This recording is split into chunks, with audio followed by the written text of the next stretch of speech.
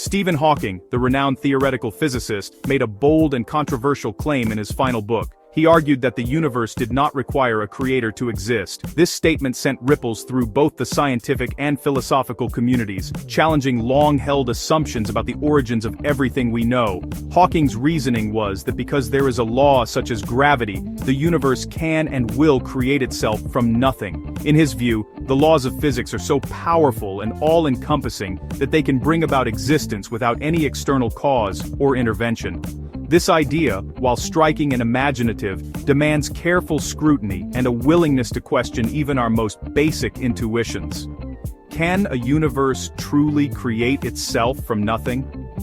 The notion seems to defy both logic and common sense, raising more questions than it answers. If you claimed your house or a book created itself from nothing, no one would take you seriously. We instinctively recognize that things require causes, builders, or authors. The idea that something can emerge uncaused from absolute non-existence is not just a scientific claim, it's a deeply philosophical one, touching on the very foundations of reason and reality. For something to create itself, it would have to exist before it existed, a logical impossibility that philosophers have pointed out for centuries.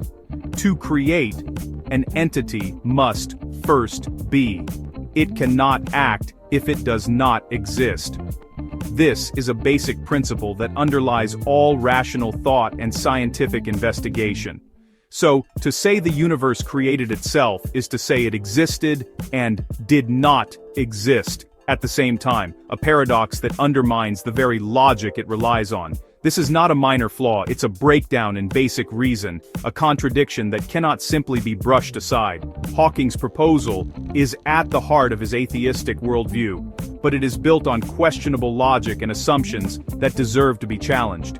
In making this claim, he was engaging in philosophy, not just science. The boundaries between these disciplines blur when we ask such fundamental questions. As we proceed, we'll see that the idea of a self-creating universe dissolves under scrutiny, both scientifically and philosophically. In fact, modern physics, rather than eliminating the need for a creator, may make the existence of a cause behind the universe even more apparent and necessary. Hawking's argument begins, one that has sparked debate among scientists and philosophers alike. Because there is a law such as gravity, Hawking suggests, the universe can and will create itself from nothing. This idea sounds bold, even revolutionary. But gravity is not nothing, it's a fundamental force, a real feature of our universe, woven into the very fabric of reality. To invoke gravity is to assume the existence of something significant, something that shapes the cosmos and governs the motion of planets and stars. Imagine telling a banker you created wealth from nothing, only to admit you started with a fortune in your account. The claim falls apart under scrutiny. You haven't explained the origin, you've just assumed it. The real question remains unanswered. Hawking's explanation for the universe's origin fails at the first step, because it presupposes the very thing it claims to explain.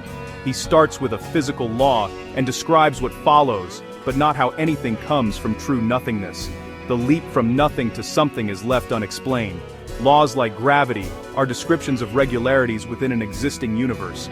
They require a context, a stage, on which to operate. To speak of gravity before the universe is like saying chess rules existed before the board and pieces, meaningless without the game itself. The law of gravity only has meaning in a universe with space, time, and matter. Without these, the law is empty. By defining nothing to include gravity, Hawking redefines the word to mean something, changing the rules of the discussion. He promises an explanation from non-existence, but delivers one that requires a law already in place, sidestepping the true mystery. True nothingness is the absence of everything. No space, time, matter, energy, or laws.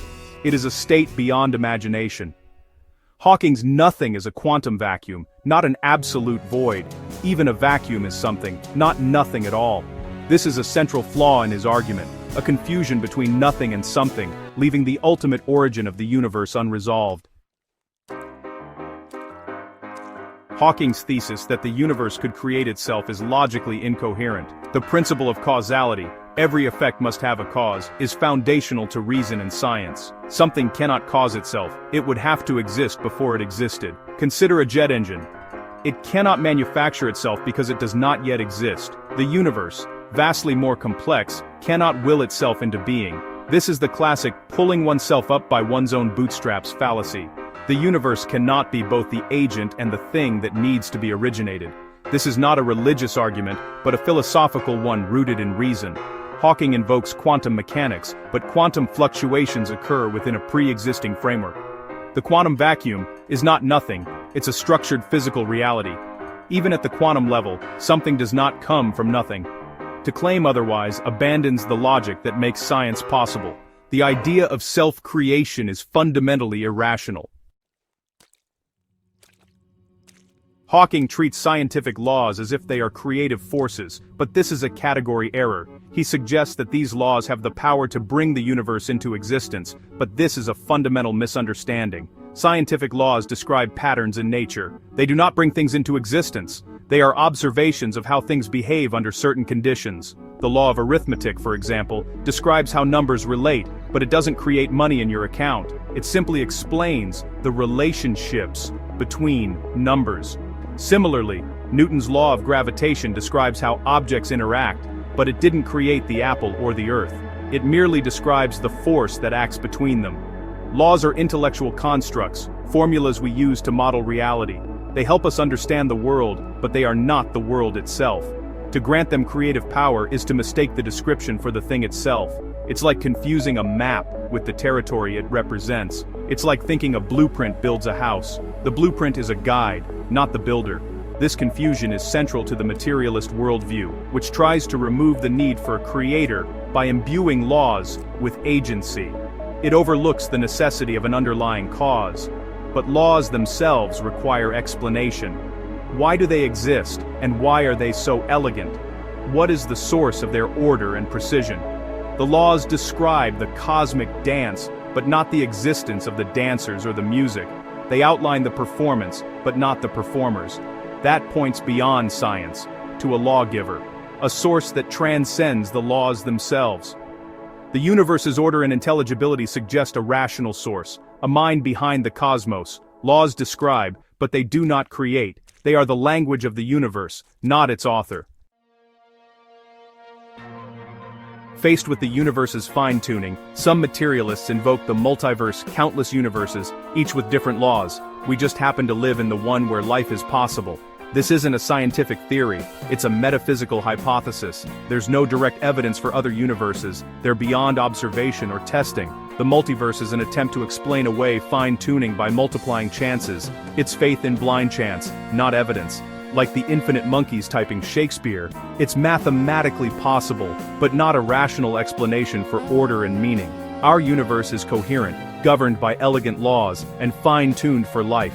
Attributing this to luck in a multiverse is less reasonable than inferring design. The multiverse is an escape from the evidence, not an answer to it. A common objection. If God made the universe, who made God? This question misunderstands what is meant by God. God is not a created being within space and time. He is the uncaused cause, the eternal ground of being.